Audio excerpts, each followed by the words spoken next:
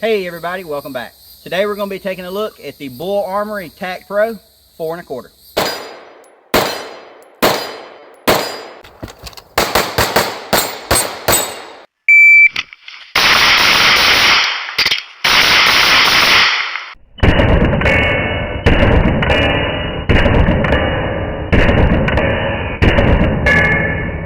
Now, I do have my initial video already on this pistol, and I will link it down below. In that first video, we just kind of go over the basic specs, we go over how I have the pistol set up, and we also do the first shots. Now, as far as the setup, nothing has really changed on this pistol since that original video. I'm still running the Holosun 507 comp. I'm also still running the Goonbeam weapon light, so this is kind of a TLR1 clone, but it's got a lot more output. And other than that, the pistol is completely stock. Now, just a rough summary of what this pistol is. This is a 2011 platform pistol made by Bul Armory. Now, it is not a true 2011 in the sense that it does not take 2011 mags. It takes proprietary mags from Bul Armory. But in that original video, I went over how that may be a pro or a con, just depending on how you look at it. Now, it is a true 2011 in the sense that the frame is a two-piece. So we do have a all steel frame with a polymer grip. And since this is the pro model, we do have the V8 porting here on the barrel. Out of the box, I was very impressed with the checkering and grip texture of this pistol. I have absolutely nothing but good things to say about it. I think it is a perfect balance of aggressive, but not too aggressive. The trigger is just as sweet as the day I took it out of the box. It breaks consistently at 2.5 pounds, has very minimal take up, a very fast, aggressive reset. You really couldn't ask for a better trigger, in my opinion. In that original video, we did put 100 rounds through it. We also did kind of an informal accuracy test that it did really well with. I also made a second video where I did a reliability test. Basically, all I did was put a variety of different flavors of hollow point ammo through this gun. Sometimes it was only 5 or 10 rounds of each different brand, but I did put a wide variety just to make sure it didn't choke with hollow points. And if you want to check that video out, I will link it down below. Now, in that initial video, I did not even have a holster for the gun. So right after that, I did pick up a holster, which has allowed me to run a lot more rounds through it a lot quicker because I can just do my normal shooting and training and demoing and things like that. So the holster I'm using, this is a T-Rex Arms Ragnarok. Now, this one is actually made for a staccato with a Streamlight TLR1, but it fits perfectly with the Bul and the Goonbeam. And the same is true for my magazine pouches. These are also made by T-Rex Arms. They are made for staccato, but these mags do fit pretty much perfect. The Bul mags are a little bit smaller, but since you have adjustable retention, that's no problem because you can just tighten it down, no issues. And I do have it mounted up with the Blade Tech system. So this is kind of a QD system, and it has a female side on your belt and a male on the pouch. And that allows me to very quickly click the pouches on and off. I can also adjust the cant on the fly. So it's a pretty good setup if you're going between different guns or if you want to experiment with different angles on your mags.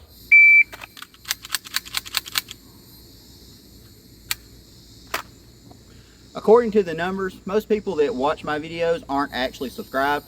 So if you enjoy this video and find it helpful or maybe just entertaining, maybe consider subscribing to the channel. Drop a like or a comment. It does go to help me out. Also, be sure that you toggle the notifications to all, otherwise YouTube will never show you my videos. Now back to the Bul. Now initially I put 500 rounds through this gun straight out of the box. I did clean it after that. I put another 500 rounds. I cleaned the gun again. So 500 clean, 500 clean. Since then, I put 1,500 more rounds through the gun. So that was exactly 2,500 rounds total through this gun.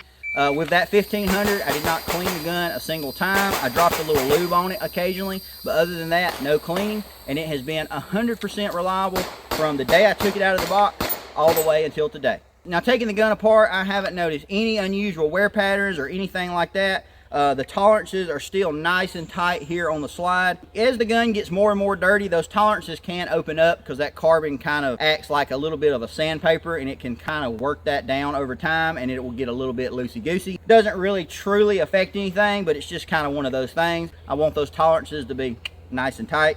But all in all, this one has stayed tight despite the fact that I have shot it pretty dirty for 2,500 rounds. Now, it comes with a 10 and 11 pound recoil spring straight out of the box. I am running the 10-pound spring, and it is absolutely buttery smooth. I have only had one malfunction, and it was absolutely not the gun's fault. I actually did get it on video. I was running a drill. I don't remember exactly what it was. I was on the 3rd or 4th round coming out of the holster.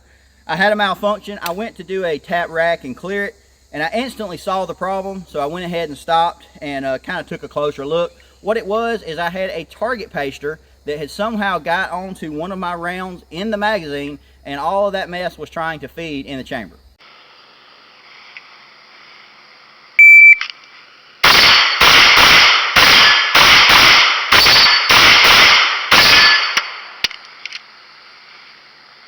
Wow. What the heck is that?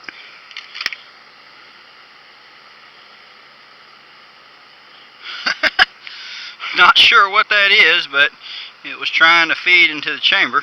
So as long as you keep your target pasters out of the magazine and out of the chamber, you shouldn't have any problems when it comes to reliability. I am still using the original 4 mags that did come with this gun. I do have some more mags on order. I actually just ordered them today, so they have not come in yet. So all 2,500 rounds has been pretty well equally divided between these 4 mags. Every time I go to the range, I'll load up, shoot the mags, load up, and repeat. You get the idea. So these mags seem to be holding up absolutely fine. I broke them down, I think around the 1,000 round mark, and just kind of wiped everything off and put it back together. I don't think it really needed that yet. Obviously, I shoot primarily on gravel or in the leaves or something like that. So these mags weren't super dirty, but I've had 0 issues. 2,500 rounds, 4 mags. You can't really ask for much more than that. All right, gonna do a quick accuracy test with the Bul Armory. Just some real basic ammo. First up, we have Winchester. This is just a 124 grain ball, nothing special, and we are at 25 yards.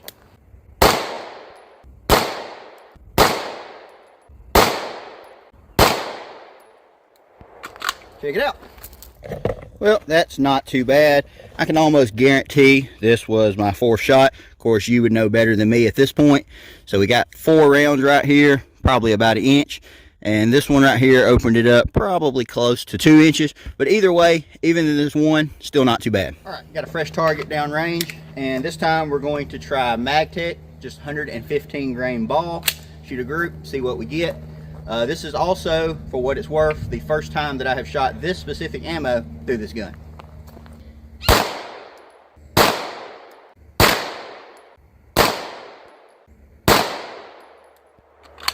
Check it out, about 1.5, 1 3/4 inches. Either way, not too bad. For what it's worth, I am zeroed at this distance, 25 yards, with Federal HST. So it is a little bit off with that ammo. But either way, we're primarily looking at groups right now. So it doesn't matter that it's not perfectly zeroed. We're just looking at the diameter of the group. And then we could easily adjust that if that's the ammo we wanted to run. Haven't had any issues with my optic walking loose or anything like that. I initially mounted it using a little bit of blue Loctite. I torqued everything to spec, and according to my witness marks, nothing has moved. Now, out of that 2,500 rounds, I've shot a decent variety of ammo. I've shot some American Eagle, I've shot Winchester, I've shot Spear Lawman. I shot about 10 or 12 different kinds of hollow point ammo. None of it gave me any problems whatsoever. Now, just something to be aware of, any pistol that is ported, and the Bul Armory specifically says this on their website, you do want to stay away from coated bullets. So a lot of ammunition, despite the fact that it says full metal jacket, it is actually not a true full metal jacket. It will actually be a coating. Blazer brass is a good example of that. If you look on the back of the box, it actually says do not shoot imported or comp guns.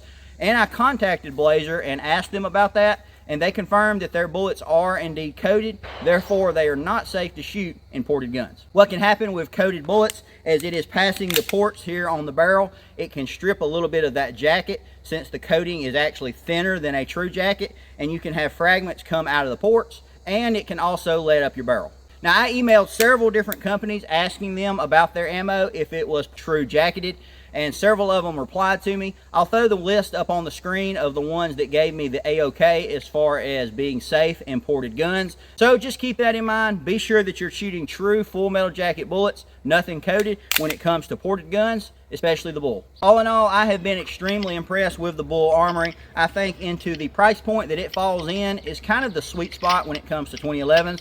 Obviously, the sky is the limit. You can spend a lot more money on something like this. You get a lot of quality. You get really good quality control. You get good tight tolerances.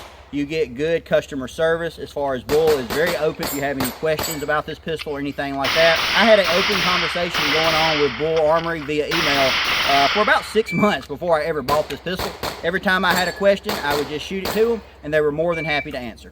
So would I recommend this pistol? Absolutely. If you have decided that you need a 2011 or that you want a 2011, I would recommend this one. I'm sure you can get some more budget-friendly options that are relatively nice, and you definitely can spend a lot more money. But I think in this price point, the diminishing returns that you would get spending more money are probably not really worth it. And I think this really is the sweet spot when it comes to 2011s. Now, some people don't think this gun has a place. If you were using this to compete, maybe something like USPSA, this would be considered an open gun because it does have those ports there on the barrel. So for that, it might not be ideal. You would be better off to get the non-ported version. But for myself personally, my biggest competition is myself. So it's me against me. So I'll take any advantage that I can get. Any gunfight is going to be an open division. So for here in America, why not? All in all, a solid 2011 that I would absolutely recommend, and I'm looking forward to putting a lot more rounds through this thing going forward.